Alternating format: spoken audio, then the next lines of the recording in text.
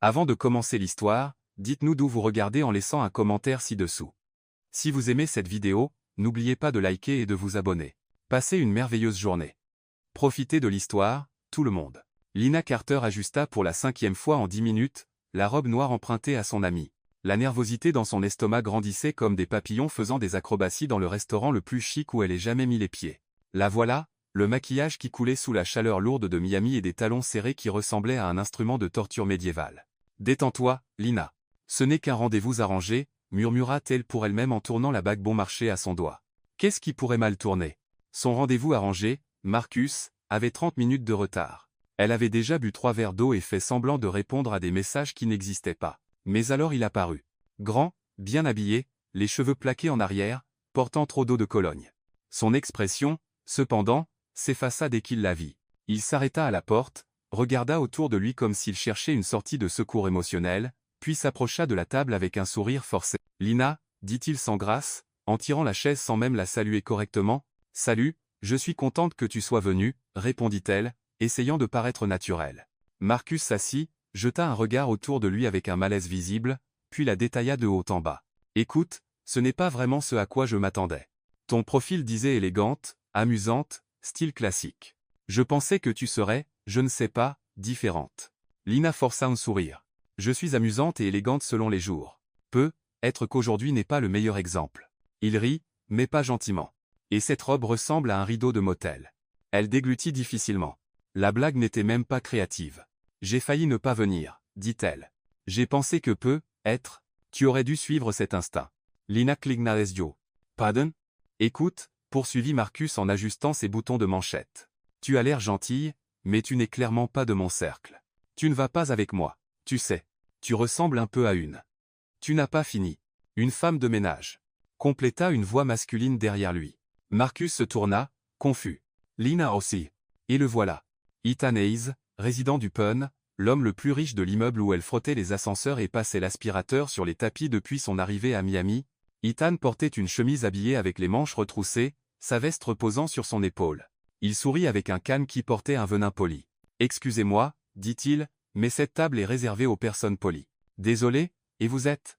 Marcus se leva, ne comprenant pas. « Un gentleman apparemment en pénurie ici, » répondit Ethan. « Et par coïncidence un client fréquent de ce restaurant. » Marcus fronça les sourcils. « Écoutez, je ne sais pas ce qui se passe ici, mais j'essaie d'avoir un rendez-vous. Essayez ?» Ethan eut un petit rire. Humilié, une femme ne fait pas exactement partie d'un rendez-vous. C'est juste de la lâcheté gastronomique. Lina se fit. Le restaurant devint partiellement silencieux. Quelques tables voisines commencèrent à prêter attention. « Écoutez-moi, beau gosse, » commença Marcus, perdant son charme. « Cela ne vous regarde pas. Vous avez raison. » Ethan regarda Lina et lui tendit la main. « Mais si elle accepte, cela peut devenir mon affaire. » Lina hésita 2 secondes. Puis, sur une impulsion qu'elle ne comprenait même pas elle-même, elle prit sa main et se leva. « Au fait, » dit Ethan en se tournant vers le serveur, « table pour 2. Et veuillez raccompagner ce monsieur dehors. Il semble avoir laissé ses bonnes manières à la porte. » Pendant que Marcus fulminait et était doucement conduit vers la sortie, Lina, tenant encore la main d'Ethan, tremblait légèrement. « Tu n'étais pas obligé, » commença-t-elle. « J'étais obligé, » l'interrompit-il avec un sourire presque timide. « Après tout, je t'ai reconnu. » Elle se mordit la lèvre, déchirée entre le soulagement et ne pas savoir où regarder. « Je ne savais même pas que tu m'avais remarqué. » « Bien sûr que si. Tous les mardis, tu chantes fort dans le couloir en nettoyant le tapis du 8e étage. » Difficile d'oublier. Lina laissa échapper un petit rire, surprise. C'était la radio. Et la voix aussi. Il cligna de l'œil. « Maintenant, dîneras-tu avec moi? Mais je ne peux pas me le permettre. J'ai payé pour beaucoup de déchets dans ma vie, Lina. Ce soir, je préfère investir dans une compagnie décente. » Et c'est ainsi que le pire rendez-vous de sa vie se transforma en quelque chose d'inattendu. Alors qu'il s'asseyait, Lina sentit que quelque chose d'inhabituel se produisait. Et ce n'était pas seulement le vin servi. C'était comme si, pour la première fois depuis longtemps, quelqu'un la regardait sans filtre, sans jugement, sans peur des étiquettes, et elle n'avait aucune idée de où cela mènerait. Le dîner qui avait commencé comme un sauvetage social se transforma rapidement en quelque chose que Lina n'avait jamais attendu. Une session de comédie improvisée. Ethan avait une manière particulière de poser des questions, pas les habituelles d'un premier rendez-vous, comme « Que fais-tu dans la vie ?» ou « Quel est ton signe ?» Non, il posait des choses comme « Si tu pouvais choisir un super pouvoir », mais qu'il ne fonctionnait que les mardis entre 14 et 15 heures, Ce serait quoi? Lina manqua de s'étouffer avec son vin. Sérieusement, c'est ta stratégie de conversation? Stratégie? Ethan fit semblant d'être offensé. C'est de la pure science sociale. Je cartographie ta personnalité à travers des scénarios hypothétiques absurdes. Oh, donc c'est une expérience. Lina haussa un sourcil. Comme c'est romantique. Ça marche mieux que de demander des ex ou des plans de carrière. Ce sont des conversations pour les gens ordinaires. Et nous ne sommes pas ordinaires. Ethan regarda autour du restaurant chic, puis Lina dans sa robe empruntée, et enfin lui-même. Une femme de ménage et un millionnaire dînant après qu'il ait viré son rendez-vous désastreux. Lina, si c'est ordinaire, alors je suis astronaute. Elle rit trop fort, faisant tourner quelques têtes. Désolé, mais tu ressembles vraiment à un astronaute, du genre qui se perd dans l'espace et oublie comment revenir sur Terre. Et, protesta Ethan.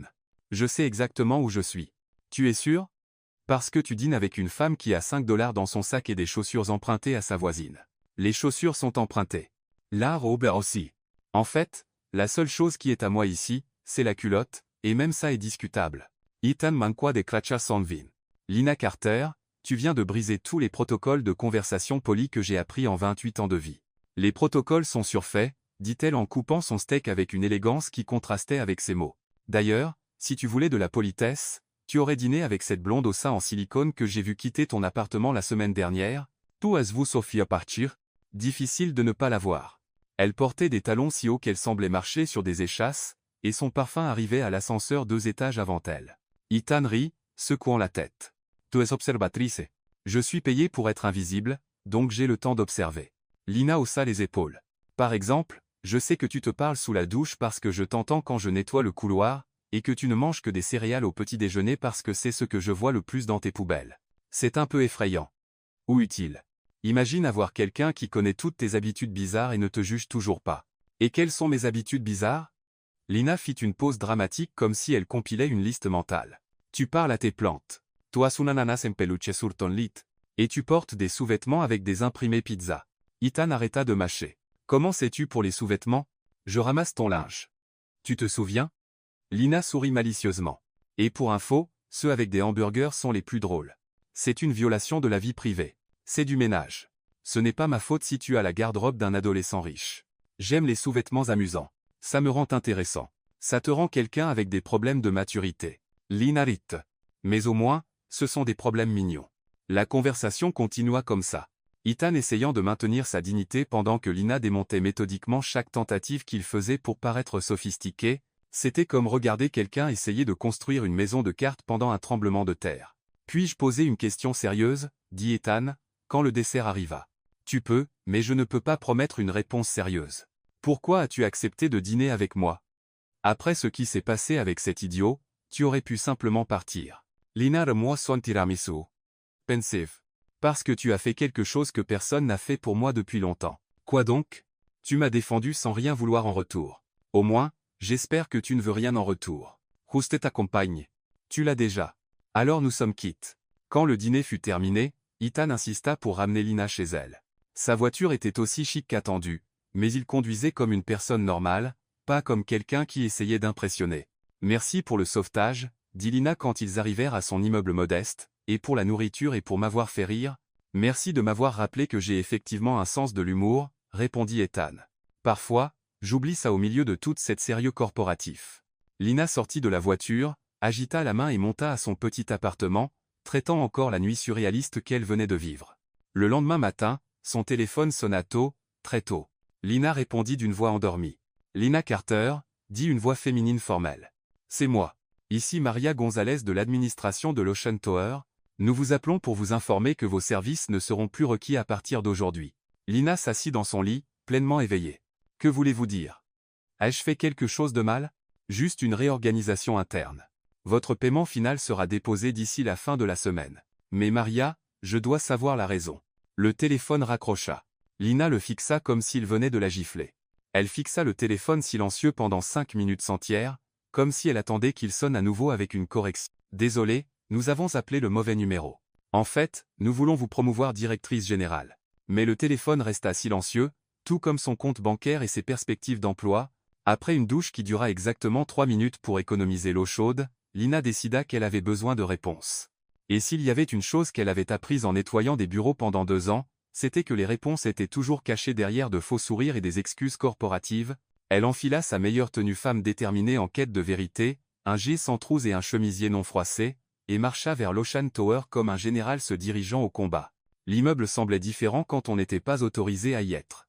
Plus imposant, plus intimidant, comme si les ascenseurs dorés eux-mêmes jugeaient sa présence. « Puis-je vous aider ?» demanda Jordan le portier avec ce ton que tous les portiers d'immeubles chics maîtrisaient. Poli en surface, mais avec une couche de suspicion dessous. « Salut, Jordan. C'est moi. Lina. Lina Carter. Je dois parler à quelqu'un de la direction. » Jordan la regarda comme si elle était un fantôme qui venait de se matérialiser. « Lina? Mais vous ne... Je veux dire, j'ai entendu que j'étais licencié. Oui, j'ai entendu la même chose. C'est pour ça que je suis ici. Je dois comprendre la raison. Eh bien, Madame Gonzalez n'est pas. Alors j'attendrai. » Lina se dirigea vers les canapés de la réception et s'assit avec la détermination de quelqu'un qui avait tout le temps du monde et aucun emploi à perdre. 20 minutes plus tard, Maria Gonzalez apparut, visiblement mal à l'aise. « Lina, vous ne devriez pas être ici. Nous avons déjà parlé au téléphone. » « Parlé ?» Lina se leva avec un sourire qui n'atteignait pas ses yeux. « Maria, vous m'avez parlé pendant 43 secondes et avez raccroché. Ce n'est pas parler. C'est theater. Écoutez, ce n'était pas ma décision. Alors celle de qui? Parce que jusqu'à hier, j'étais une employée exemplaire. Je n'étais jamais en retard. Je n'ai jamais cassé quoi que ce soit, je ne me suis jamais plainte des horaires fous. Qu'est-ce qui a changé en 12 heures? Maria jeta un regard nerveux autour d'elle, comme si elle espérait que quelqu'un apparaisse pour la sauver. C'était une décision du conseil. Quel conseil? Le manager est M. Lawson, qui voyage en Europe. L'administratrice, c'est vous. Qui d'autre a le pouvoir de licencier quelqu'un ici? Lina, s'il vous plaît. Maria, j'ai nettoyé cet immeuble pendant 2 ans. Je connais chaque appartement, chaque résident, chaque secret sale caché derrière ces portes chics. Et je sais quand quelqu'un me ment. Maria soupira, vaincue. C'était un conflit d'images. Conflit d'images? Répéta Lina, incrédule. Je suis femme de ménage, pas influenceuse sur les réseaux sociaux. Quelle image pourrais-je bien perturber en passant l'aspirateur sur les tapis? Quelqu'un vous a vu socialiser avec un des résidents dans un contexte inapproprié. La réalisation frappa comme un piano tombant du 10 étage. Socialiser? Vous voulez dire dîner? Demanda Lina. Quelqu'un m'a vu dîner avec Ethan et Iz et a trouvé ça inapproprié. Le nom spécifique n'a pas été mentionné, mais tout le monde sait qu'il n'y a qu'un seul résident dans cet immeuble assez important pour causer un conflit d'image. Lina rit, mais ce n'était pas un rire joyeux. Laissez-moi deviner. Une femme très élégante, très puissante, très soucieuse de la réputation familiale. Maria ne répondit pas, mais son expression confirma tout. Sa mère, murmura Lina. Rebecca Hayes. Je ne peux pas confirmer. Vous n'avez pas besoin.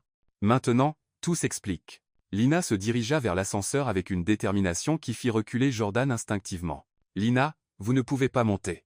Jordan, vas-tu m'arrêter physiquement? Le portier regarda la femme de Ham 60 qui semblait capable d'abattre un taureau par la seule force de l'indignation et retourna tranquillement à son bureau. Le trajet jusqu'au dernier étage ne sembla jamais aussi long. Lina répéta mentalement ce qu'elle allait dire, chaque mot soigneusement choisi pour un impact émotionnel maximal. Quand les portes s'ouvrirent sur le Penthouse, Ethan était là, debout dans la pièce comme s'il savait qu'elle venait. Lina. Ethan, je peux expliquer. Oh, tu peux? Lina entra dans l'appartement sans y être invitée. Bien, parce que je meurs d'envie d'entendre comment une femme de ménage exemplaire se couche employée et se réveille au chômage après avoir dîné avec le prince de l'immeuble. Ethan ferma les yeux un moment. Ma mère vous a vu. Waouh! Quelle surprise! Lina applaudit sarcastiquement. Et elle a pensé que la bonne oubliait sa place. Je ne savais pas qu'elle ferait. Ne savais pas? Ethan, combien d'années as-tu vécu dans cet immeuble? Tu connais ta mère depuis 28 ans. Comment pouvais-tu ne pas savoir qu'elle ferait exactement ça? Parce que je ne pensais pas que... Que quoi? Que dîner avec moi aurait des conséquences? Que ta mère n'approuverait pas ou que je découvrirais que tu es capable de ruiner ma vie sans même t'en rendre compte? Ethan passa une main dans ses cheveux, clairement frustré. Ce n'était pas intentionnel. Ce n'était pas intentionnel. Lina rit, mais c'était un rire amer. Ethan, tu m'as invité à dîner en sachant exactement qui tu es et qui je suis. En sachant que ta famille vit dans un monde où les gens comme moi n'existent que pour nettoyer les dégâts des gens comme toi. Et maintenant tu es surpris que ça ait mal tourné. Je voulais juste... Quoi? Te sentir bien avec toi-même? Être le prince charmant qui sauve la bonne? Avoir une aventure avec la femme de ménage pour te sentir rebelle? Non. Ethan explosa. Je voulais te connaître mieux parce que tu es la première personne depuis des années qui me fait vraiment rire. Le silence qui suivit était si épais qu'on aurait pu le couper au couteau. Lina les regarda longuement. Et ça valait le coup? Connaître la femme de ménage drôle m'a coûté mon emploi, ma stabilité financière, et apparemment ma dignité, mais au moins tu as ri, hein? Lina, je peux arranger ça. Comment? Appeler ta maman et lui demander de me réembaucher? Expliquer que je suis une bonne qui connaît sa place? Non, je te donnerai un meilleur emploi. Lina arrêta de faire les 100 pas et le fixa. Que veux-tu dire? Travaille pour moi directement comme assistante personnelle. Ton assistante personnelle? Répéta Lina lentement. Je nettoie des salles de bain pour vivre. Quelle qualification ai-je pour être l'assistante d'un millionnaire? Tu es organisée, ponctuelle, observatrice, et la seule personne que je connaisse qui peut me remettre à ma place quand nécessaire. Ce sont exactement les qualifications dont j'ai besoin. Et quand ta mère le saura, elle n'interférera pas dans mes affaires. Tu es sûr de ça? Ethan hésita une fraction de seconde. C'était suffisant. Tu vois, dit Lina. Tu n'es sûr de rien. Tu ne peux pas me protéger de ta famille. Tu n'es pas sûr que ça marchera, et tu n'es probablement même pas sûr de ce que tu proposes. Je suis sûr d'une chose, dit Ethan en la regardant droit dans les yeux. Je suis sûr que tu ne méritais pas d'être licencié pour avoir dîné avec moi, et je suis sûr que je veux arranger ça. Lina resta silencieuse un moment, pesant ses options, qui se résumaient essentiellement à accepter l'offre ou rentrer chez elle et chercher un emploi dans les petites annonces.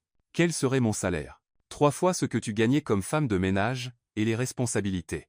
Organiser mon emploi du temps, gérer mes mails, me rappeler de manger autre chose que des céréales, et m'empêcher de faire plus d'erreurs comme celle qui a causé tout ça. Et si ça ne marche pas, au moins on aura essayé. Lina soupira, sentant le poids d'une décision qui pourrait complètement changer sa vie. Ethan Hayes, tu es sans doute la personne la plus compliquée que j'ai jamais rencontrée. C'est un oui? C'est un voyons ce qui se passe. Mais si ta mère essaie de me licencier à nouveau, je dirai à tous les voisins pour tes sous-vêtements pizza. Ethan sourit pour la première fois depuis son arrivée. Marché conclu. Lina se présenta le lundi à 8h00 précise, vêtue de sa tenue la plus professionnelle, une jupe noire et un chemisier blanc, qu'elle avait acheté spécifiquement pour des entretiens d'embauche qui n'avaient jamais eu lieu. Elle était déterminée à garder tout strictement professionnel. Pas de blagues, pas d'intimité, rien qui puisse être interprété comme une socialisation inappropriée. Le plan dura exactement 500 minutes. « Bonjour, Ethan, dit-elle en entrant dans le Pantouz avec un dossier organisateur sous le bras. Je suis ici pour commencer mon travail d'assistante personnelle. Pas de réponse. Ethan? Lina entendit de la musique venant du bureau. Pas de la musique normale, mais quelque chose qui ressemblait à un mélange de beats électroniques et de sons de baleine. Elle suivit le bruit et trouva Ethan assis à son bureau avec d'énormes écouteurs, hochant la tête au rythme et se parlant à lui-même. Ou du moins elle pensait qu'il se parlait à lui-même. Non, Alexa, je ne veux pas la météo à Tokyo, dit-il dans le vide. Je veux savoir si tu peux commander du café colombien sans me juger pour boire 6 tasses par jour. Désolé, je n'ai pas compris votre demande, répondit une voix féminine avec un accent russe venant de quelque part dans l'appartement. Pastoi, Svetlana. Je parle à Alexa. Qui est Svetlana? Demanda Lina assez fort pour qu'il l'entende par-dessus la musique électronique des baleines. Ethan se tourna et manqua de tomber de sa chaise en la voyant. Lina, toi Benwe. Tu pensais que je ne viendrais pas. Nous nous sommes mis d'accord hier. Oui, mais... Il enleva les écouteurs. J'ai pensé que tu aurais être changé d'avis ou que ma mère t'aurait kidnappé pendant la nuit. Trop tôt pour les kidnappings. Maintenant, qui est Svetlana? Oh, c'est mon assistante virtuelle. Eh bien, une des assistantes virtuelles. J'en ai 3. Lina Klignazio. 3 assistantes virtuelles? Pourquoi as-tu besoin de 3 assistantes virtuelles? Chacune a une spécialité différente. Alexa gère la maison. Svetlana organise mon travail. Et Sofia m'aide avec les investissements. Et tu avais encore besoin d'une assistante humaine. Les virtuels ne peuvent pas m'empêcher de faire des erreurs. J'ai essayé de programmer ça, mais elles répondent juste commandes non reconnues quand je suis sur le point de ruiner ma vie. Lina posa le dossier sur le bureau et soupira. Ethan, ça va être intéressant. Dobro utro, Lina Carter, dit la voix russe de nulle part. Lina regarda autour d'elle, confuse. Qu'a-t-elle dit? Bonjour en russe. Svetlana est très polie, parfois trop polie. Hier, elle m'a corrigé parce que je n'ai dit s'il vous plaît que 2 fois dans un email. Tu me dis que ton assistante virtuelle russe te donne des leçons d'étiquette? En fait, elle donne des leçons sur tout. Svetlana, raconte à Lina le moment où tu m'as empêché d'acheter un éléphant. En septembre 2023, vous avez tenté de placer une enchère en ligne pour adopter un éléphant orphelin. J'ai intervenu parce que vous vivez dans un appartement, répondit Svetlana. Les éléphants ont besoin d'espace. Vous n'avez que 300 carrés-mètres. Lina regarda Ethan incrédule. Tu as essayé d'acheter, adopter, un éléphant? Et je pensais déménager dans une maison avec un jardin pour accueillir un éléphant. C'était un très mignon bébé éléphant. Lina s'assit lourdement dans la chaise en face de son bureau. Ok, commençons. Je suis Lina Carter, votre nouvelle assistante personnelle humaine. Et apparemment, je vais concurrencer 3 ordinateurs pour le privilège de t'empêcher de ruiner ta vie. Techniquement, 4 ordinateurs. J'ai aussi James. Qui est-ce James? Comme invoqué, le réfrigérateur dans la cuisine s'alluma d'une lumière bleue et dit d'un accent britannique. Bonjour, mademoiselle Carter. Je suis James, assistant domestique intelligent. Puis-je vous informer que M. Hayes n'a mangé que des céréales ces derniers 4 jours et suggéré une intervention nutritionnelle? Lina regarda Ethan, puis le frigo, puis de nouveau Ethan. Ton réfrigérateur a un nom et un accent britannique et une personnalité. James est un peu dramatique. La semaine dernière, il a refusé de s'ouvrir parce que j'ai mangé de la pizza au petit déjeuner. C'était une protestation pacifique pour votre santé, monsieur, dit James sur la défensive. Tu vois? Dramatique. Lina se leva et marcha jusqu'à la cuisine où elle fit face au frigo intelligent. James, est-ce vrai? Oui, madame. Ravi de vous rencontrer. Puis-je vous suggérer d'essayer de convaincre M. Hayes de manger des légumes? J'ai des carottes depuis 3 semaines. J'essaierai, James. Merci pour le tuyau. De rien, madame. J'aimerais aussi mentionner qu'il me parle à 2 heures du matin quand il ne peut pas dormir. James?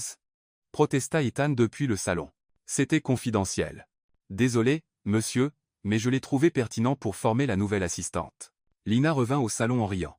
Ethan, ta vie domestique est plus compliquée qu'une émission de télé, réalité, c'est pratique d'avoir tout automatisé. Pratique? Tu as 4 assistants numériques et tu as quand même embauché une humaine? Ce n'est pas pratique. C'est une collection. Ils ont des limites. Comme quoi?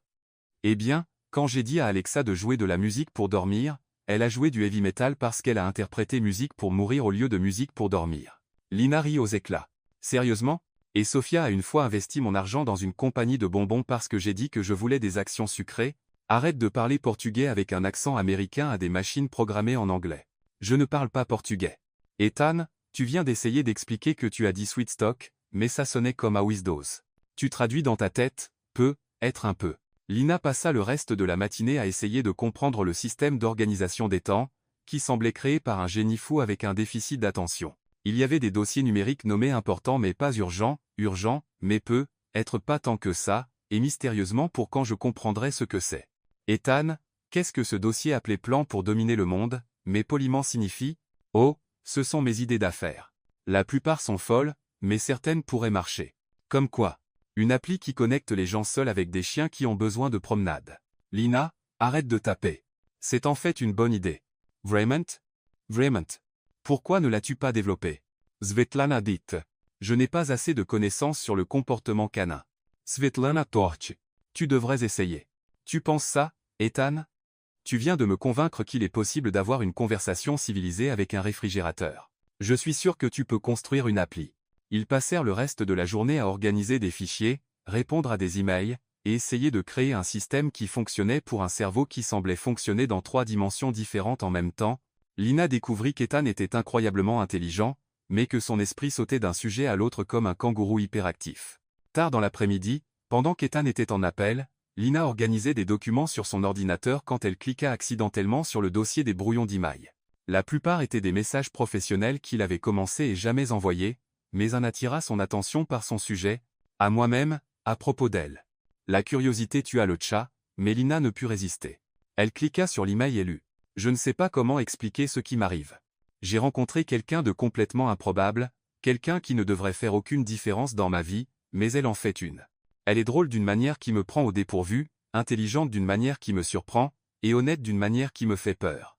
Elle me donne envie d'être une meilleure personne, pas pour l'impressionner, mais parce que quand je suis avec elle, je me souviens de qui je suis vraiment sous toute cette complication que les gens appellent ma vie.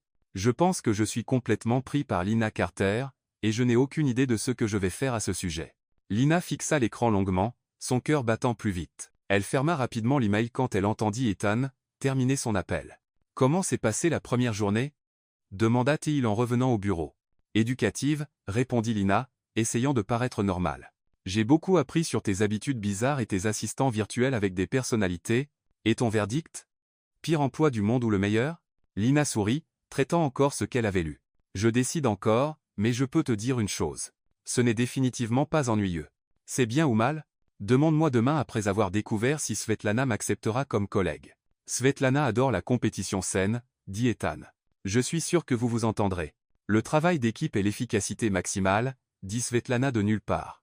Lina rit et secoua la tête. Peut-être que c'est vraiment l'emploi le plus étrange du monde.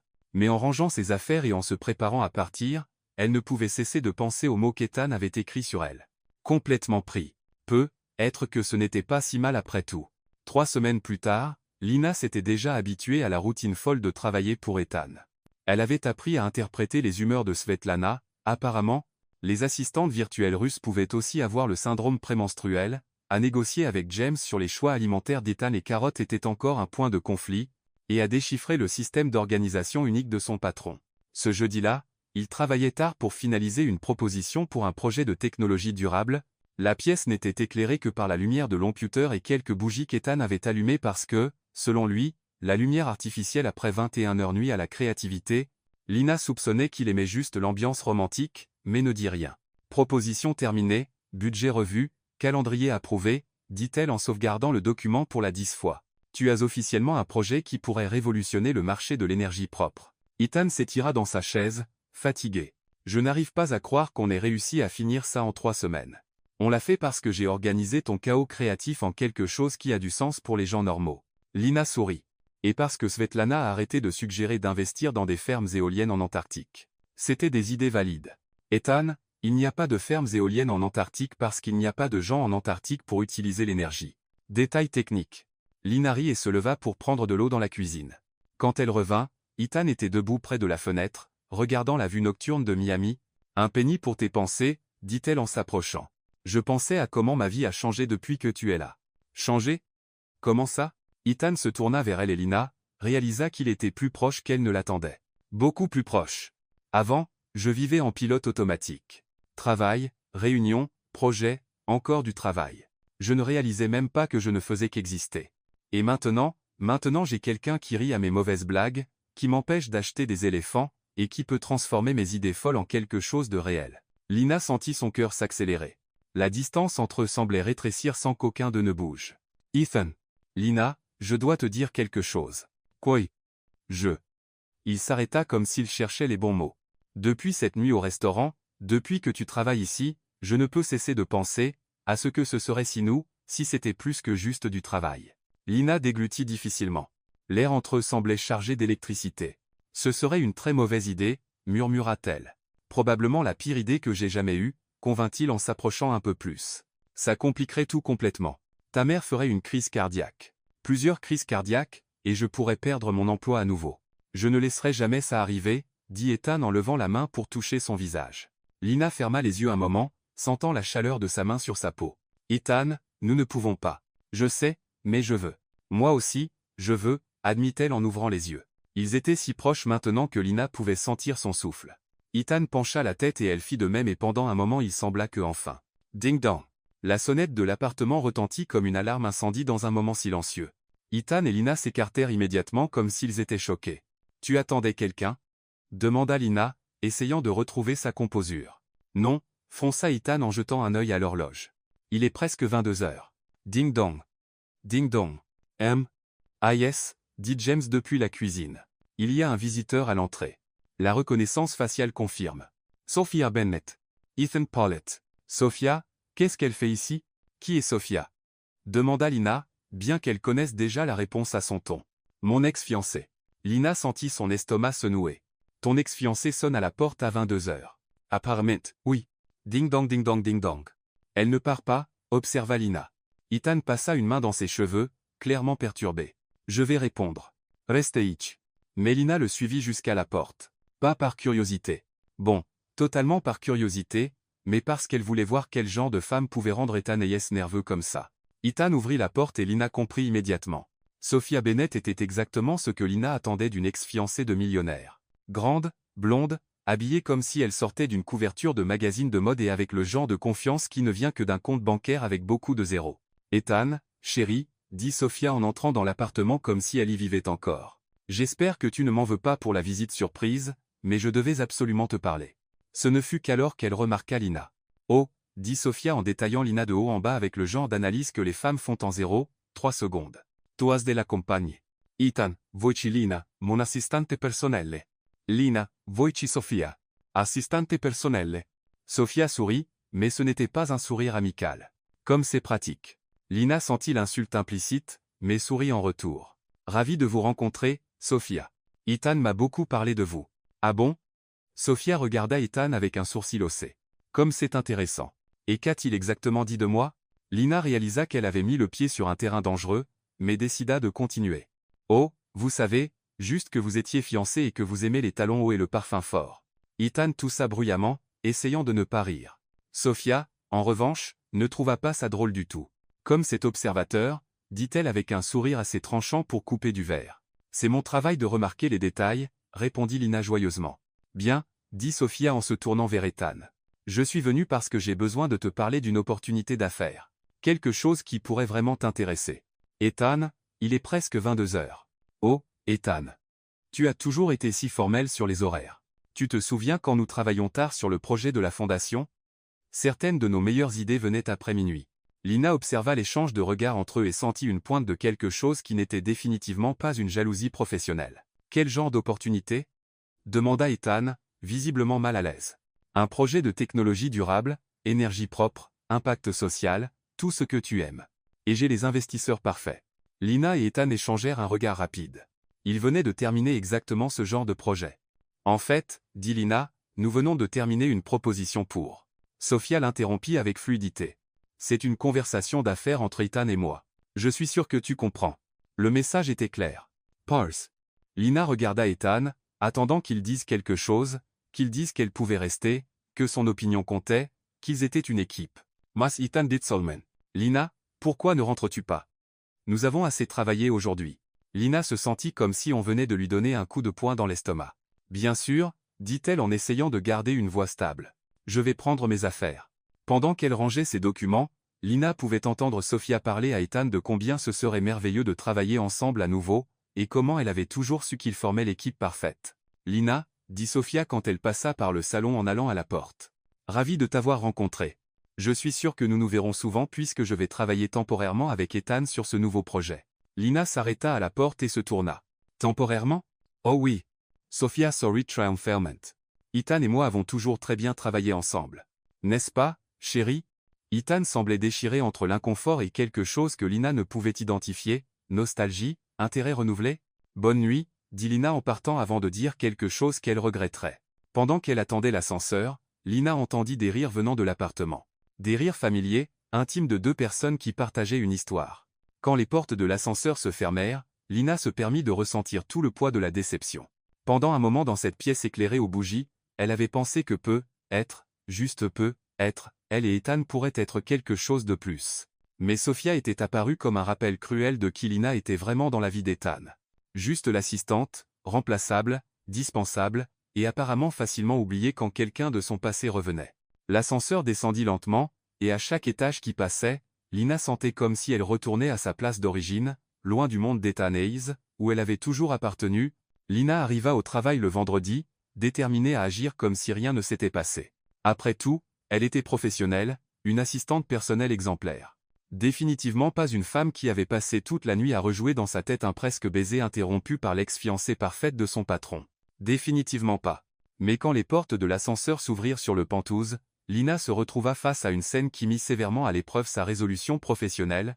Sophia était assise au bureau d'Ethan portant une de ses chemises habillée par-dessus un pantalon moulant, ses cheveux parfaitement ébouriffés exprès, et une tasse de café à la main. « Bonjour, Lina », dit Sophia avec un sourire radieux. « J'espère que tu as bien dormi. » Lina regarda Ethan, qui était assis de l'autre côté de la table avec une expression qui ne pouvait être décrite que comme celle d'un homme qui a fait une erreur et ne sait pas comment la réparer. « Bonjour », répondit Lina en posant son sac sur la table d'appoint. « Je vois que vous avez commencé tôt aujourd'hui. »« Oh, en fait, nous n'avons jamais arrêté hier soir, » dit Sophia en s'étirant comme un chat satisfait. « Tu sais comment c'est quand les idées commencent à couler.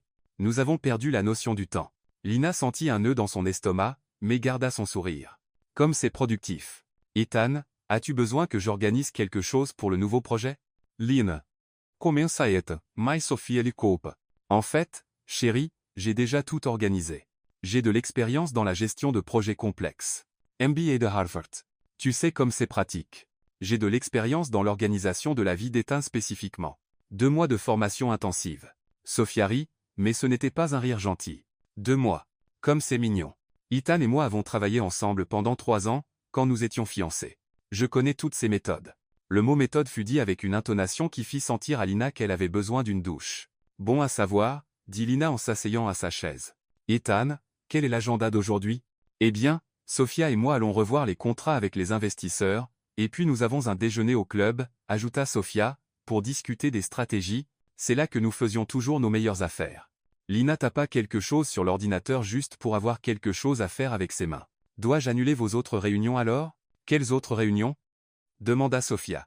L'appel avec l'équipe énergie solaire à 14h00, la revue budgétaire à 15h00, et la conférence avec les avocats à 16h00, Lina récita de mémoire. Sophia regarda Ethan avec une expression de surprise feinte. Mon Ethan, as-tu vraiment besoin de tant de supervision? Ce n'est pas de la supervision, dit Lina en gardant un ton professionnel. C'est de l'organisation. Ethan a beaucoup de projets en cours en même temps. Bien sûr qu'il en a. Il a toujours été très ambitieux. Sophia Saurit. Je me souviens quand il a essayé de révolutionner le marché immobilier avec cette idée de maison flottante, quel délicieux désastre c'était. Lina vit Ethan se ratatiner légèrement.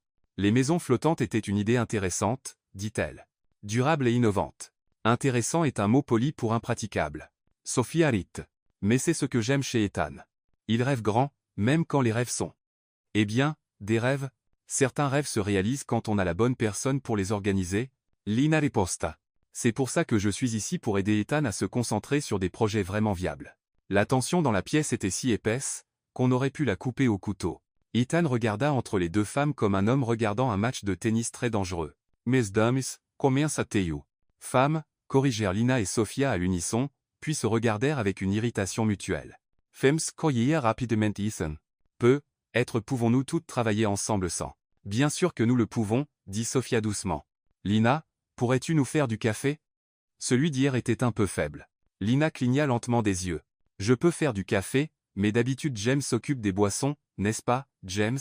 Certainement, mademoiselle Carter, répondit le frigo. Double expresso pour M. Ace comme toujours. James est si utile, dit Sophia. Mais parfois une touche humaine fait la différence. Lina, tu as dû apprendre à faire un excellent café dans tes emplois précédents. L'insulte voilée plana dans l'air comme une fumée toxique. En fait, dit Lina avec un doux sourire, j'ai appris à faire un excellent café en observant comment les gens de bon goût le préfèrent. Ethan, par exemple, l'aime fort mais pas amer. Sophia, je peux supposer que vous l'aimez comme votre personnalité. Artificielle et avec beaucoup de sucre. Ethan s'étouffa avec le café qu'il buvait. Sophia sourit, mais ses yeux brillaient dangereusement. Quelle observation intéressante. Tu as dû beaucoup apprendre sur l'observation dans tes emplois de nettoyage. En effet, par exemple, j'ai appris que les personnes les plus insécures sont celles qui essaient le plus dur de rabaisser les autres, et que les personnes les plus ambitieuses sont celles qui ne savent pas quand elles sont hors de leur élément. A16. Ethan explose enfin. Vous deux, arrêtez ça tout de suite. Lina et Sophia le regardèrent, surprises par l'explosion. Désolé, dit Ethan en passant une main dans ses cheveux. Mais ça devient ridicule. Sophia, Lina est une excellente assistante et une personne intelligente. Lina, Sophia est ici pour aider avec un projet important. Pouvez-vous essayer de vous entendre? Lina regarda Ethan, attendant qu'il ajoute quelque chose de plus, une vraie défense, une reconnaissance que Sophia était complètement inappropriée, mais il ne fit que regarder entre elles comme si elles étaient également coupables. Bien sûr, dit Lina froidement. Je peux être absolument professionnelle. Génial, dit Sophia. Moi aussi. Le reste de la matinée se passa dans une sorte de guerre froide polie. Sophia fit des commentaires subtils sur l'éducation de Lina, son expérience, ses vêtements. Lina répondit avec des remarques apparemment innocentes sur le besoin constant de validation de Sophia. Ethan essaya de médier, mais c'était comme essayer de séparer deux chats avec une plume. À l'heure du déjeuner, quand Ethan et Sophia partirent pour le soi-disant club, Lina eut enfin un moment pour respirer. Elle envisageait sérieusement de mettre à jour son CV, quand son téléphone sonna. Un message d'un numéro, qu'elle reconnaissait, mais n'espérait plus jamais revoir. Marcus. Salut Lina. Je sais que je n'ai aucun droit de te contacter après ce qui s'est passé, mais je dois te parler. Pouvons-nous nous rencontrer? Lina regarda le message longuement. L'homme qui l'avait humilié dans ce restaurant, qui avait indirectement causé toute la confusion qui avait mené à son licenciement et finalement à cet emploi impossible. Pourquoi la contactait-il maintenant? Elle était sur le point de supprimer le message quand un autre arriva. C'est à propos d'Ethaneis. Il y a des choses que tu dois savoir sur lui et Sophia. Lina sentit un frisson lui parcourir l'échine. Pourquoi Marcus connaissait-il Ethan? Et qu'est-ce qu'il savait sur Sophia? Elle regarda autour du penthouse vide, n'entendant que les sons distants de Svetlana organisant des fichiers et James ajustant la température. Contre son meilleur jugement, elle tapa une réponse. Lina. Que veux-tu? La réponse arriva presque immédiatement. Marcus. Te protéger de faire une très grosse erreur. Rencontrons-nous ce soir. Starbucks sur Lincoln Road, 10 à 9h00.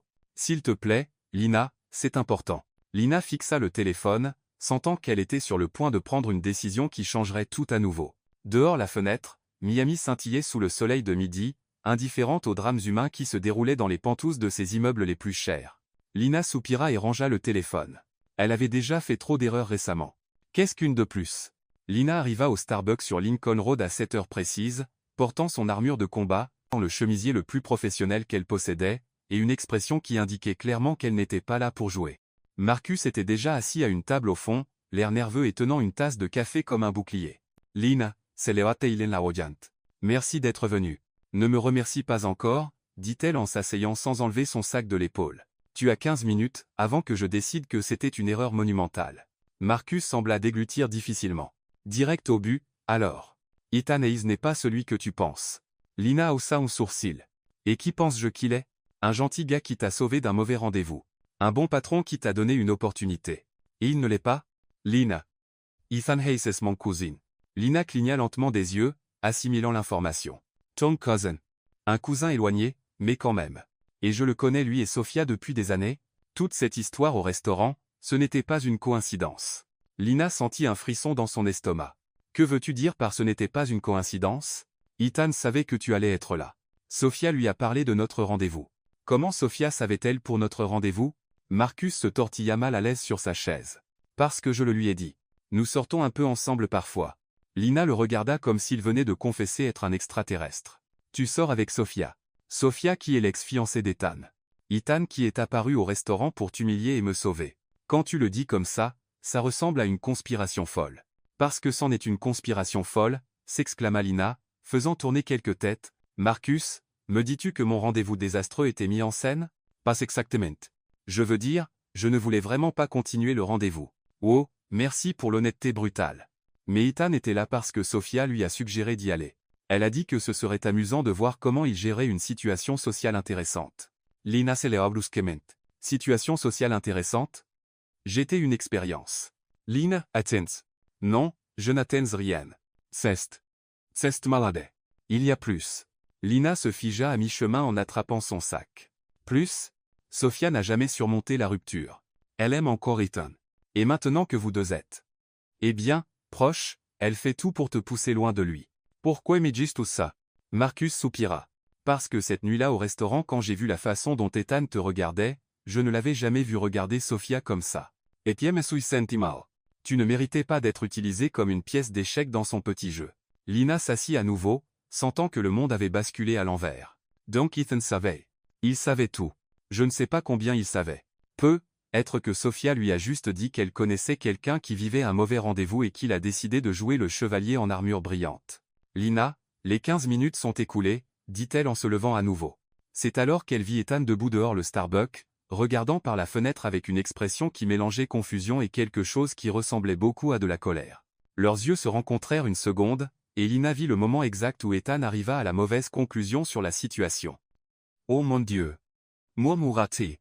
Elle est. Ethan entra en tempête dans le café comme un ouragan en costume. Lina, qu'est-ce que tu fais ici? Ses yeux se posèrent sur Marcus. Avec lui? Ethan. Salut, cousin, dit Marcus en essayant un sourire qui sortit plus comme une grimace. Cousin? Ethan regarda entre eux. Lina, savais-tu qu'il était mon cousin? Je viens de l'apprendre. Ouais, ça avec d'autres informations intéressantes. Quelles informations? Marcus se leva, clairement mal à l'aise. Être que je devrais partir. Non, dit Lina fermement. Tu vas rester ici et expliquer à ton cousin ce que tu viens de me dire. Ethan regarda Marcus avec une expression dangereuse. Quoi tu dis? La vérité, dit Marcus. À propos de Sophia qui t'a suggéré d'aller au restaurant cette nuit-là. La couleur quitta le visage d'Ethan. Marcus. Et à propos de comment elle t'aime encore et veut pousser Lina loin de toi. Ce n'est pas vrai, dit Ethan, mais sa voix ne sonnait pas convaincante. Non? Lina rit, mais ce n'était pas un rire joyeux. Donc, tu ne savais pas que je serais à ce restaurant? Sophia a mentionné qu'elle connaissait quelqu'un qui vivait un mauvais rendez-vous, et tu as décidé d'apparaître et de jouer le super-héros. Ce n'était pas comme ça. Alors c'était quoi, Ethan? Explique-moi parce que maintenant je suis confuse sur quelle partie de ma vie était réelle et lesquelles étaient du théâtre. Lina, je peux expliquer. Non, dit-elle en attrapant son sac. Je ne veux pas d'explication. Je veux de la distance. Ethan essaya de la suivre, mais Lina se tourna rapidement. Ne me suis pas. Ne me cerque pas. N'envoie pas tes assistants virtuels me parler. Elle sortit du Starbucks, laissant Ethan et Marcus dans un silence gênant. La marche de retour à l'Ocean Tower fut un flou d'émotions confuses. Lina se sentait trompée, utilisée, et stupidement naïve d'avoir cru que quelqu'un comme Ethan Hayes pouvait être réellement intéressé par elle. Quand elle arriva au penthouse, Sophia était là, bien sûr, organisant des papiers sur le bureau avec l'efficacité de quelqu'un marquant son territoire. Lina, dit Sophia avec une fausse joie. Comment était ton rendez-vous? Lina s'arrêta et regarda Sophia avec une clarté cristalline. Révélateur. Oh, c'est bien. Marcus est un homme intéressant, n'est-ce pas? Bien que peu, être pas exactement à ton niveau. Lina marcha jusqu'au frigo, attrapa une bouteille de jus d'orange, revint là où Sophia était, et la versa sur sa tête. Sophia hurla, plus de surprise que de douleur. Es-tu folle? Probablement, dit Lina calmement. Mais au moins maintenant je suis éveillée.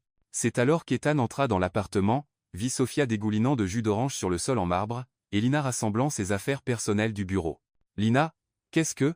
Je démissionne, dit-elle sans le regarder. À cause de ce que Marcus a dit. Lina, je peux expliquer. Ethan, ça n'a plus d'importance. Ça en avait hier soir quand nous avons presque embrassé. Ça en avait ce matin quand Sophia portait ta chemise et faisait du café dans ta cuisine.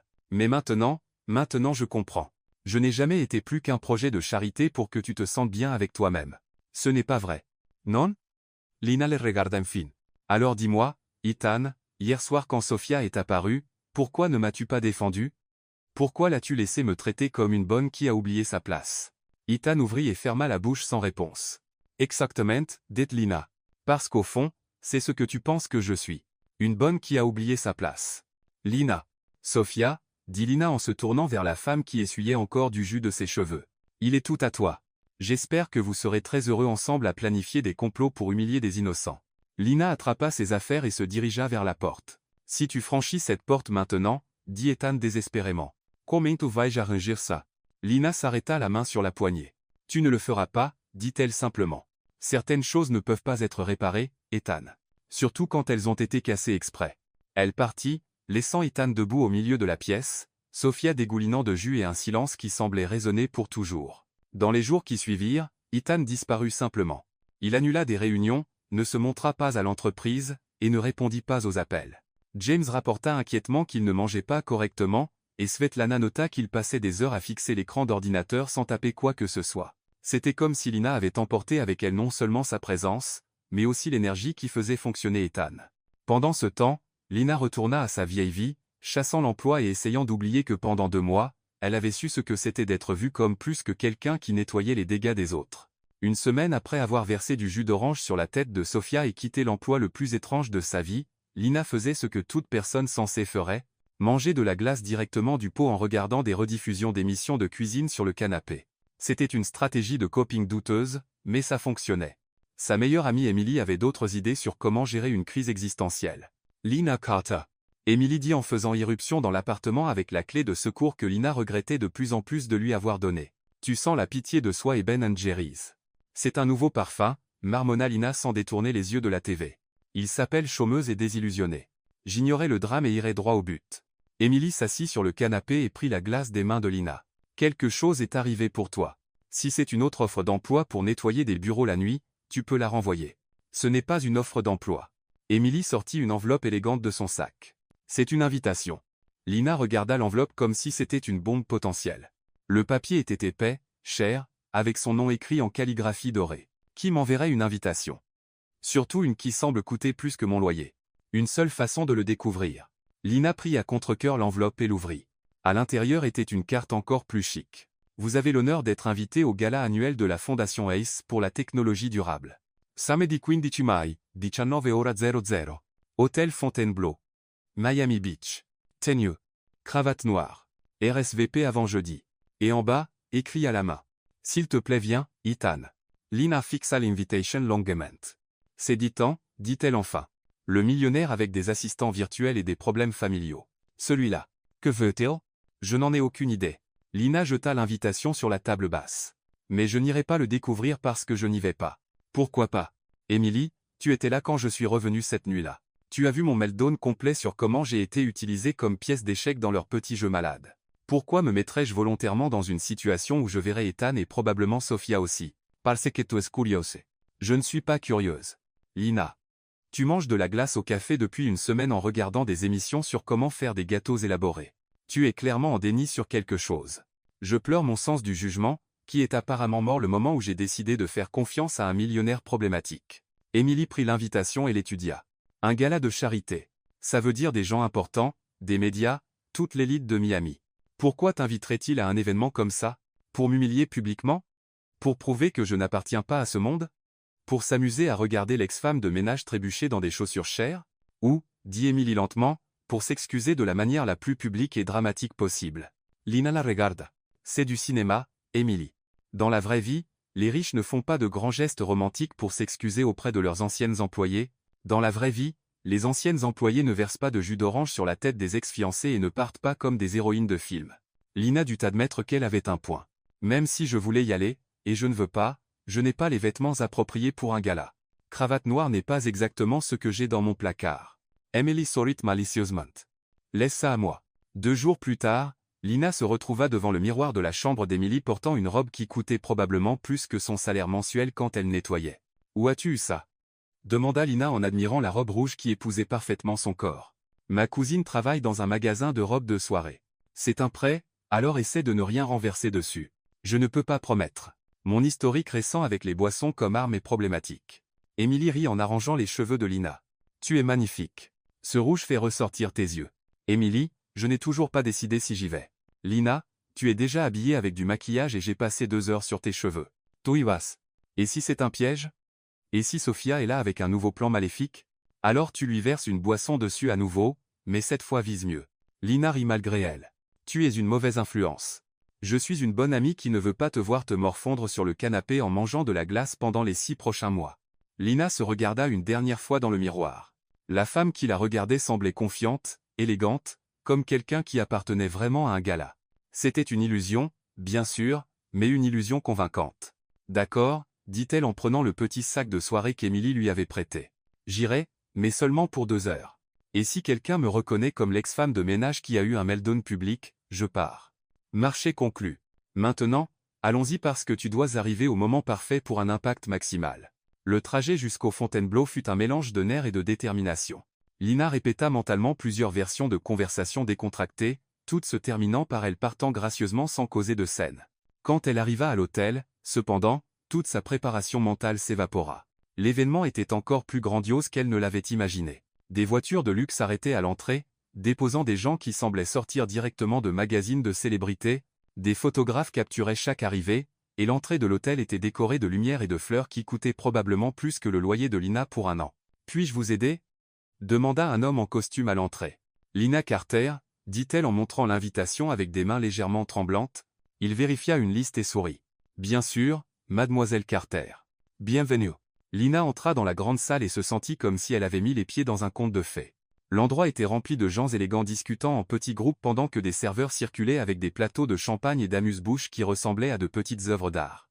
Elle prit un verre de champagne d'un serveur passant et essaya de paraître comme si elle appartenait là, même si son cœur battait comme une batterie de rock. C'est alors qu'elle le vit. Ethan était de l'autre côté de la pièce portant un smoking qui le faisait ressembler directement à un film de James Bond. Il parlait à un groupe de gens importants, mais ses yeux balayaient continuellement la pièce comme s'il cherchait quelqu'un. Lina se cacha derrière une colonne décorative, soudainement ne se sentant pas aussi courageuse qu'elle l'était 15 minutes plus tôt. Se cacher n'est pas une bonne stratégie lors d'événements sociaux, dit une voix familière derrière elle. Lina se tourna et manqua de renverser son champagne en voyant Sofia s'approcher portant une robe noire qui coûtait probablement plus que la voiture de Lina. Sofia, quelle surprise!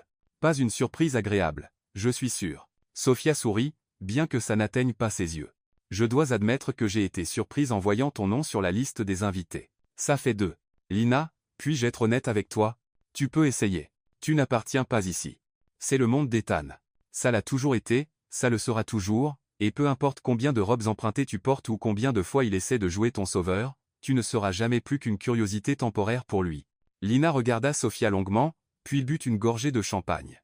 Sofia, Tu as être raison sur le fait que je n'appartiens pas ici, mais au moins je ne passe pas toute ma vie à essayer de forcer quelqu'un à m'aimer en retour. Avec ça, Lina sortit de derrière la colonne et marcha vers le centre de la pièce, laissant Sophia sans voix. Être qu'elle n'appartenait pas là, mais puisqu'elle y était, autant en profiter. Lina passa les 15 minutes suivantes à prétendre étudier les œuvres d'art sur les murs tout en observant, secrètement Ethan de l'autre côté de la pièce. Il parlait encore avec le même groupe de gens importants, mais maintenant il semblait distrait, vérifiant constamment sa montre. Elle envisageait sérieusement de filer par la porte de derrière quand quelqu'un tapa sur le micro sur la petite scène installée à un bout de la salle. « Mesdames et messieurs », dit un homme en costume impeccable. « Si vous pouviez tourner votre attention vers la scène, le fondateur de la Fondation Hayes aimerait dire quelques mots. » Lina regarda Ethan monter sur la scène avec l'élégance naturelle de quelqu'un habitué à être au centre de l'attention. Il ajusta le micro et regarda la foule, qui s'était tue respectueusement. « Bonsoir », commença-t-il avec ce sourire charmant que Lina connaissait si bien. « Merci d'être ici ce soir pour soutenir notre mission de rendre la technologie durable accessible à tous. » Des applaudissements polis résonnèrent dans la salle. Lina remarqua Sophia assise au premier rang, souriant comme si elle organisait l'événement. « Cette fondation est née d'une croyance simple, » poursuivit Ethan, que les meilleures idées viennent de endroits inattendus, de personnes qui n'ont être jamais eu la chance de montrer leur potentiel. Il s'arrêta et ses yeux cherchèrent dans le public jusqu'à trouver Lina. Même de l'autre côté de la pièce, elle sentit l'impact de ce regard. Récemment, j'ai appris quelque chose d'important sur moi-même, dit Ethan, sans jamais détourner les yeux d'elle. J'ai appris que j'avais vécu la plupart de ma vie en pilote automatique, entouré de gens qui me disaient ce que je voulais entendre, faisant des choses que j'étais censé faire parce que c'était ce qu'on attendait de moi. Lina sentit un frisson dans son estomac. Où allait-il avec ça? Mais alors j'ai rencontré quelqu'un qui a complètement changé ma perspective. Quelqu'un qui m'a fait rire de moi-même, qui a organisé non seulement mon emploi du temps, mais toute ma vie. Quelqu'un qui m'a appris que l'honnêteté compte plus que la commodité et que le courage n'a rien à voir avec l'argent à la banque. Un murmure commença à se répandre dans la foule. Lina jeta un œil autour et réalisa que certaines personnes suivaient le regard d'Ethan, essayant de comprendre de qui il parlait. « Ethan » murmura-t-elle pour elle-même. « Qu'est-ce que tu fais?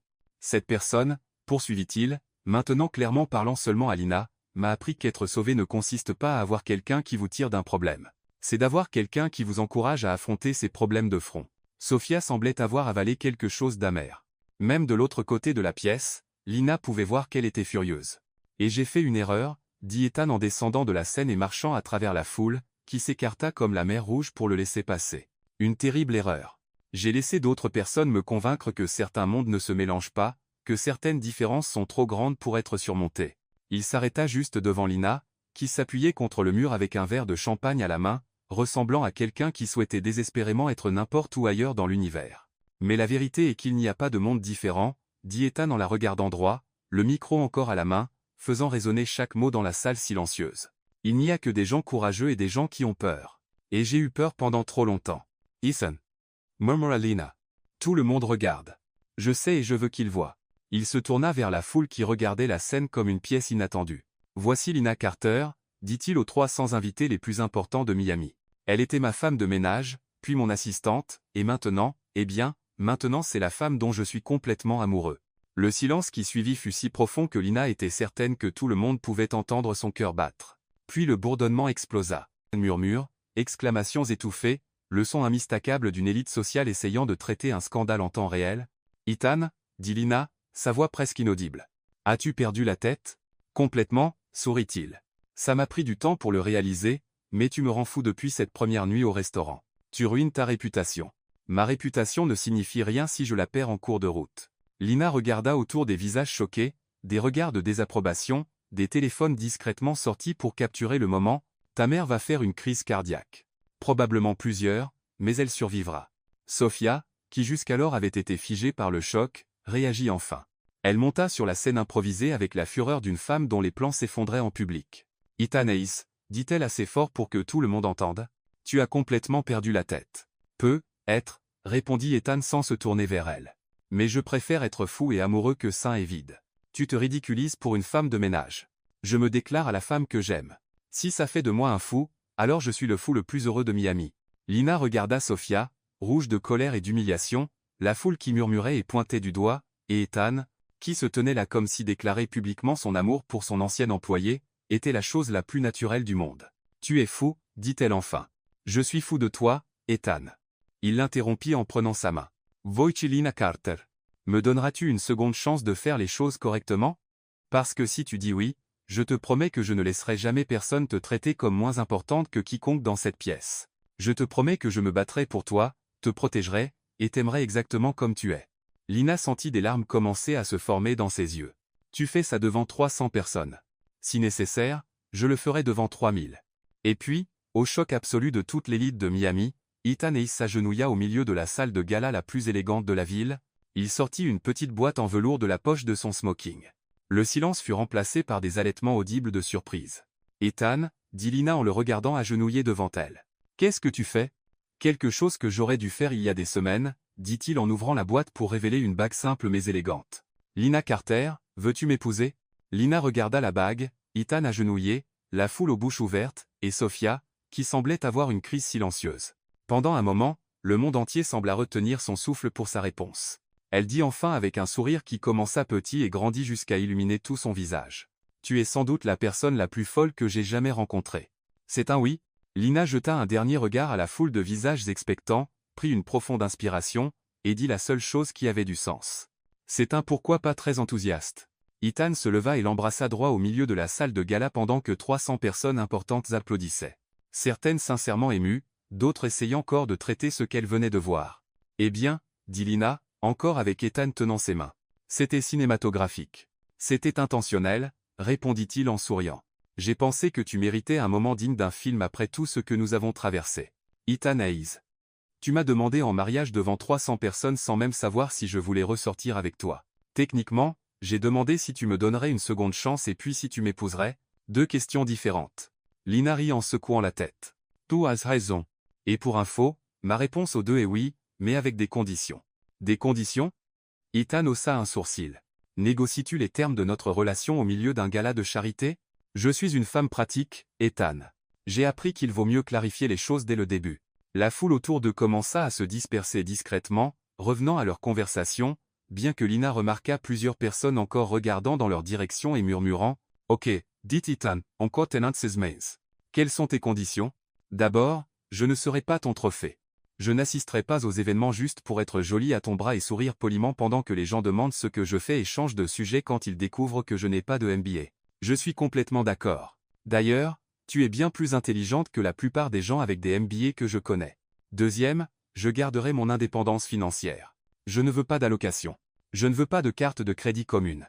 Je ne veux pas être entretenu. Je trouverai mon propre travail et contribuerai à mes propres dépenses. D'accord aussi. Mais puis-je suggérer que tu considères démarrer ta propre entreprise d'organisation? Tu as un talent naturel pour ça. Lina s'arrêta, considérant. Ce n'est pas une mauvaise idée en fait. Troisième condition. Ethan sourit, clairement amusé par la situation. Troisième, pas de cacher notre relation à ta famille ou prétendre que je suis quelque chose que je ne suis pas. Si ta mère ne peut pas accepter que tu sois avec une ex-femme de ménage, alors elle devra apprendre à vivre avec. Ethan, ma mère devra accepter que je sois avec la femme que j'aime, peu importe ce qu'elle faisait avant de me rencontrer. Et si elle ne peut pas, c'est son problème, pas le nôtre. Quatrième, ton ex-fiancé psychotique est officiellement banni de nos vies. Je ne veux pas de Sophia sur les projets. Je ne veux pas d'elle aux événements, et je ne veux même pas entendre son nom sauf pour parler de comment elle a enfin trouvé une thérapie. Ethan jeta un œil par-dessus l'épaule de Lina à Sophia, qui se tenait encore là les regardant avec une expression mélangeant fureur et incrédulité. Considérant qu'elle vient d'assister à nos fiançailles publiques, je pense qu'elle voudra garder ses distances de toute façon. Et cinquième, dit Lina en devenant sérieuse. Pas de surprise comme ça sans me prévenir d'abord. La prochaine fois que tu veux faire une déclaration d'amour public, donne-moi un avertissement pour que je puisse au moins utiliser du mascara waterproof. Ethan rit aux éclats. Je promesse. Bien que, je doive dire, tu es belle même avec du mascara qui coule. Mon mascara ne coule pas. Un peu. Il effleura doucement sous son œil droit avec son pouce. Lina regarda autour de la salle où les gens continuaient de prétendre ne pas s'intéresser au drame qui venait de se dérouler. Ethan, tu réalises que ça sera dans tous les journaux à potins de Miami demain, hein? Et probablement sur les réseaux sociaux ce soir. C'est déjà sur les réseaux sociaux, dit une voix derrière eux. Ils se tournèrent pour voir un jeune homme avec un téléphone à la main. Désolé, dit-il en semblant embarrassé. Je suis reporté pour le Miami Herald. Je n'ai pas pu m'empêcher de filmer. Eh bien, c'est toute une histoire. Lina regarda Ethan. Nous allons devenir un mème, n'est-ce pas? Probablement. Ethan convint. Ça te dérange? Lina pensa un moment. Il y a une semaine, L'idée de devenir un mème pour être romantiquement impliqué avec son ancien patron millionnaire l'aurait terrifié. Maintenant, après tout ce qu'ils avaient traversé, ça semblait presque insignifiant. Tu sais quoi? Ça ne me dérange pas. Au moins ce sera un mème romantique. Millionnaire demande en mariage une femme de ménage lors d'un gala de charité, dit le reporter, composant clairement déjà le titre dans sa tête. Un commentaire officiel? Lina et Ethan se regardèrent. L'amour est imprévisible, dit Lina. Et parfois les meilleures choses de la vie viennent d'où on s'y attend le moins. Et parfois, ajouta Ethan, il faut du courage pour saisir le bonheur quand il apparaît, même si c'est au milieu d'un gala de charité. Le reporter sourit et rangea son téléphone. Merci, et félicitations. Vous venez de me donner la meilleure histoire de la semaine. Alors qu'il s'éloignait, Lina se tourna vers Ethan. Alors, qu'est-ce qu'on fait maintenant? Rentrer à ton penthouse et prétendre que c'était un rêve élaboré? En fait, dit Ethan en prenant à nouveau ses mains. J'ai une confession à faire. Une autre? Ethan, mon cœur ne peut pas gérer plus de drame aujourd'hui. Celechi es bonne. Je promets. Tu te souviens que tu as dit que tu ne veux pas être un trophée et veux garder ton indépendance? Littéralement il y a 2 minutes. Oui. Eh bien, j'y ai déjà pensé. Et j'ai une proposition d'affaires pour toi. Lina le regarda suspicieusement. Quel genre de proposition d'affaires? Un partenariat. Toi avec ton entreprise d'organisation, moi avec mes ressources et contacts. Ensemble, nous pouvons créer quelque chose de vraiment spécial. Continue. Imagine une compagnie qui non seulement organise la vie des gens, mais les aide à transformer leurs idées en réalité. Tu as le talent pour organiser le chaos. J'ai l'expérience pour transformer des idées en affaires viables. Lina considéra la proposition. Ce serait intéressant, mais nous devrions garder les choses professionnelles au travail. Absolument. Pendant la journée, nous sommes partenaires d'affaires. La nuit, nous sommes un couple passionné planifiant notre vie ensemble. Et quel genre de vie serait-ce? Ethan sourit, et Lina reconnut cette expression. C'était la même qu'il avait chaque fois qu'il parlait de ses idées les plus folles et merveilleuses. Une petite maison avec un Porsche, un chien qui aboie après les facteurs, petit déjeuner au lit le dimanche, et être éventuellement des enfants courant dans le jardin et rendant James complètement fou. Lina rit en imaginant le frigo britannique. Essayant de gérer une maison pleine d'enfants, une petite maison? Toi, Ethan Hayes, veux vivre dans une petite maison? Avec toi, je vivrais dans une tente au milieu du désert. Comme c'est romantique. Mais je préférais la petite maison avec Porsche. Ethan l'attira plus près. Alors, c'est ça? Nous allons vraiment réessayer? Pour de vrai cette fois? Lina regarda autour de la salle de gala tous les gens importants discutant de choses importantes la vie qu'elle pourrait avoir si elle disait oui. Puis elle regarda Ethan avec ses yeux pleins d'espoir et d'amour et elle sut qu'elle avait déjà pris sa décision au moment où il s'était agenouillé. Ethan Hayes, dit-elle en se mettant sur la pointe des pieds pour l'embrasser à nouveau. Thomas Combine-Quay. Et là, au milieu de l'élite de Miami, avec des photographes discrets capturant le moment et des gens importants murmurant sur le scandale romantique de l'année, Lina Carter sut enfin ce que ça faisait d'être vue non comme une femme de ménage ou une assistante, mais comme une femme aimée exactement pour qui elle était. C'était, décida-t-elle, un sentiment qui valait tous les titres de journaux du monde. 4 mois après le gala qui avait transformé Lina Carter d'une femme de ménage au chômage en fiancée virale d'un millionnaire, elle était assise dans son nouveau bureau, regardant un emploi du temps, qui aurait donné à Svetlana un frisson organisationnel. Carter & Days Life Organization and Transformation était devenue l'entreprise la plus demandée de Miami en un temps record. Une partie était due à la notoriété de la demande en mariage public. Une partie était parce que Lina était vraiment exceptionnelle dans ce qu'elle faisait. Et une petite partie était parce qu'Ethan avait des connexions qui ouvraient des portes, mais surtout c'était parce que Lina avait découvert qu'elle avait un talent naturel pour transformer le chaos en ordre, et que les gens étaient prêts à payer très cher pour ça. Bonjour, Lina, dit Chloé, sa nouvelle assistante, en entrant avec une tasse de café et une liste. Vous avez un rendez-vous avec Madame Peterson à 10h00 pour organiser son placard, un appel à 11h00 avec le magazine Forbes sur l'article sur les femmes entrepreneurs, et à 14h, vous enregistrez le podcast sur les finances personnelles. Lina regarda l'emploi du temps et rit. Chloé, il y a 6 mois. Je nettoyais des toilettes de bureau, maintenant je donne des conseils financiers sur des podcasts. La vie est une chose étrange. Vous êtes une inspiration, Lina. Les femmes se connectent à votre histoire. Ou elles trouvent ça drôle que quelqu'un ait transformé un licenciement humiliant en empire d'organisation. Lina avait découvert à sa propre surprise que les gens adoraient son approche directe et humoristique de l'organisation et des finances. Son profil Instagram, qui avait commencé comme une blague, avait maintenant 200 000 abonnés qui adoraient ses conseils sur comment organiser sa vie financière sans vendre un rein et comment nettoyer sa maison comme si votre belle-mère allait arriver dans 5 minutes. Le téléphone sonna. Carter & Days, Lina à l'appareil. Salut, future épouse, dit la voix familière d'Ethan. Comment va l'empire d'organisation aujourd'hui? En croissance. Ton futur mari a-t-il appris à faire du café sans incendier la cuisine? En fait, oui. James est très fier de mes progrès. Hier, il m'a félicité pour avoir fait du café sans déclencher l'alarme incendie. Lina rit. Au cours des 4 derniers mois, Ethan s'était sérieusement consacré à apprendre à faire des choses normales, cuisiner, nettoyer, faire la lessive, conduire sa propre voiture au lieu de toujours utiliser un chauffeur. C'était attachant et un peu désastreux en même temps. Svetlana a-t-elle accepté que tu aies une vie domestique normale? Elle s'adapte.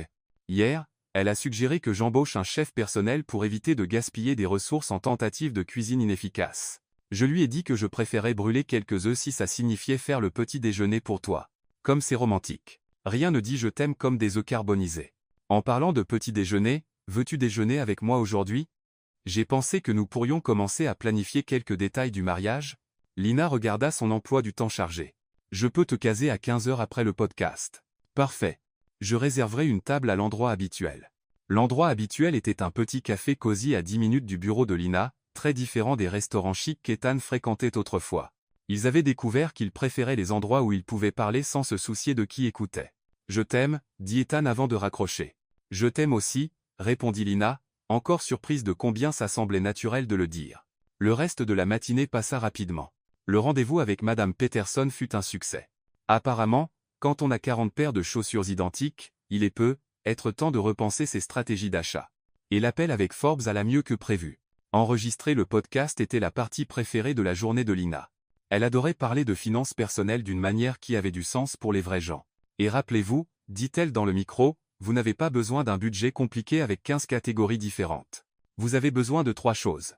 Savoir combien entre, savoir combien sort, et s'assurer que le premier chiffre est plus grand que le second. Si vous pouvez faire ça, vous êtes déjà en avance sur 70% de la population. Quand elle finit d'enregistrer, Lina se sentit énergisée et accomplie. Il y avait quelque chose de profondément satisfaisant à aider les gens à mettre de l'ordre dans leur vie. En marchant pour rencontrer Ethan, elle réalisa qu'elle se sentait un peu étrange depuis quelques jours. Rien de grave, juste différent. Un peu plus fatiguée que d'habitude, un peu plus sensible aux odeurs. En fait, hier matin, elle avait presque vomi quand Ethan cuisait du bacon. Elle avait blâmé le fait qu'il apprenait encore à contrôler la cuisinière. Mais maintenant, y pensant, Lina s'arrêta au milieu du trottoir alors que la réalisation la frappa comme la foudre. « Oh mon Dieu !» murmura-t-elle pour elle-même. Elle regarda autour, vit une pharmacie au coin, et prit une décision impulsive. 15 minutes plus tard, elle était dans les toilettes de la pharmacie, fixant 2 lignes roses sur un test de grossesse. « Eh bien, dit-elle à son reflet dans le miroir, ça va être intéressant à expliquer. » Elle arriva au café dans un état de choc contrôlé. Ethan était déjà là lisant quelque chose sur sa tablette et buvant du café avec la concentration de quelqu'un essayant très dur de ressembler à un homme normal prenant un café normal. « Salut », dit-elle en s'asseyant. « Salut ». Il leva les yeux et sourit. « Comment était le podcast? »« Bien. »« Ethan, je dois te dire quelque chose. »« Ah oh. » À ton ton, soit tu annules notre mariage soit tu décides de déménager en Alaska. Ni l'un ni l'autre. Lina prit une profonde inspiration. « Je suis enceinte. » Ethan devint si immobile que Lina se demanda s'il avait arrêté de respirer. « Enceinte » répéta-t-il lentement. « Enceinte, comme dans nous allons avoir un bébé dans environ 8 mois, si mes calculs sont bons. » Ethan continua de la fixer sans se dire un mot. « Ethan, ça va? As-tu besoin d'eau, de sucre, de RCP? Un bébé. C'est généralement la conséquence d'une grossesse. » « Oui. Toujours rien. » « Ethan. Tu dois dire quelque chose parce que je commence à m'inquiéter que tu sois en coma émotionnel. » Enfin, Ethan cligna des yeux et un énorme sourire commença à se répandre sur son visage. « Nous allons avoir un bébé. Nous allons... » « Un vrai bébé. »« Non, Ethan. Un bébé imaginaire. Bien sûr, réel. Techniquement, c'est plus mon bébé pour les prochains 8 mois. Mais oui, notre bébé. » Ethan se leva brusquement, contourna la table, tira Lina vers le haut, et la fit tourner dans les airs. « Ethan, Ritter. Repose-moi avant que je vomisse sur toi. »« Désolé, » dit-il en la reposant doucement sur le sol. « C'est juste. Lina. Nous allons être parents. Je sais. C'est un peu terrifiant et un peu merveilleux en même temps. Comment te sens-tu? » Honnêtement, comme si j'avais avalé un manège, mais heureuse. Très heureuse. Ethan la tira dans une étreinte. « Je t'aime tellement, et j'aime déjà notre bébé. Même s'il est de la taille d'un grain de riz en ce moment. Surtout pour ça. Notre petit grain de riz. » Lina rit contre sa poitrine. « Ethan Ace, tu vas être le père le plus fou de Miami. Et tu vas être la mère la plus incroyable. Notre enfant sera l'enfant le plus organisé et le plus gâté de la ville. James va paniquer d'avoir un bébé dans la maison. James adora avoir quelqu'un de nouveau à s'occuper. Il se plaint déjà que je ne mange pas assez de légumes. Imagine avec un enfant. Lina recula un peu pour le regarder. Alors, nous faisons vraiment ça.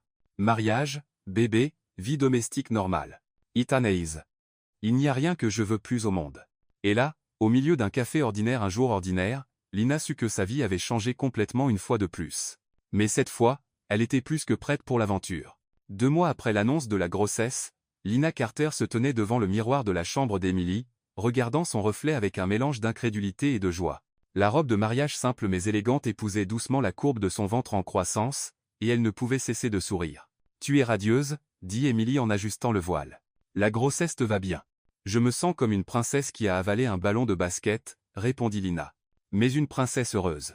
Ethan va s'évanouir en te voyant. »« J'espère que non. » Ce serait dur d'expliquer au prêtre pourquoi le marié est par terre.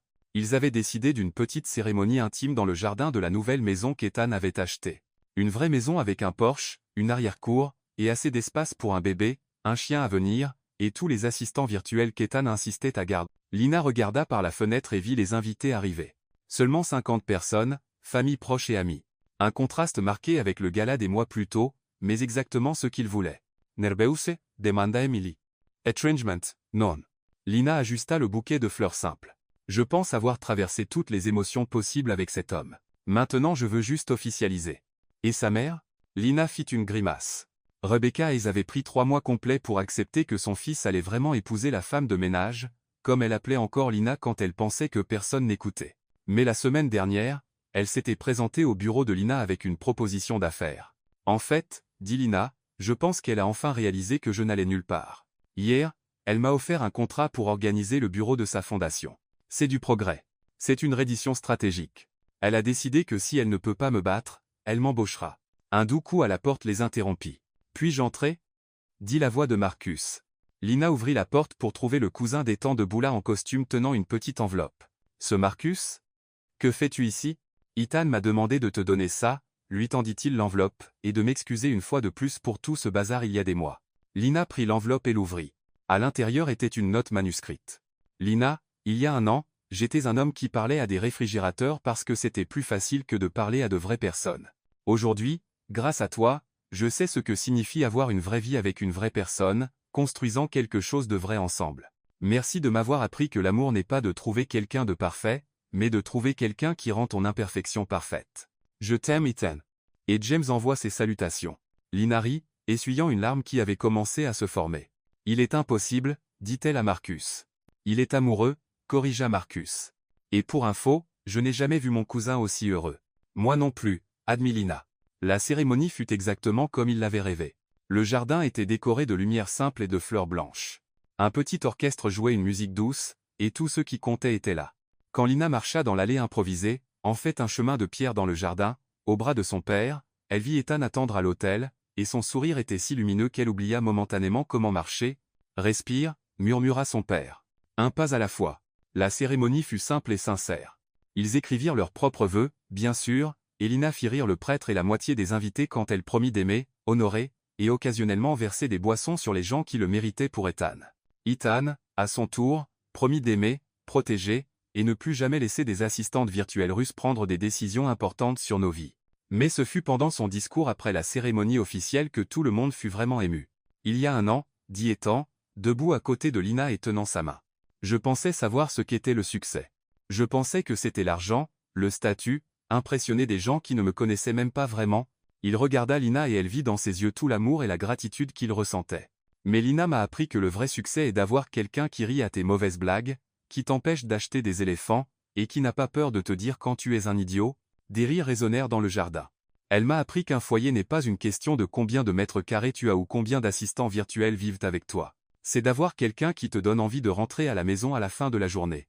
Lina sentit des larmes se former à nouveau. « Et maintenant » poursuivit Ethan en posant doucement sa main sur le ventre de Lina. « Nous allons avoir une famille, et je sais que notre enfant sera la personne la plus chanceuse du monde parce qu'il aura Lina Carter comme mère. » Lina Hayes, le corrigea-t-elle en riant à travers ses larmes.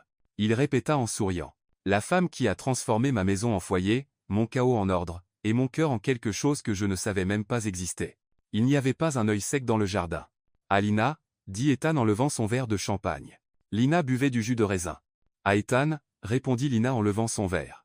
L'homme qui m'a prouvé que les contes de fées peuvent arriver, même s'ils commencent par des rendez-vous désastreux et finissent avec des assistantes virtuelles russes planifiant notre lune de miel.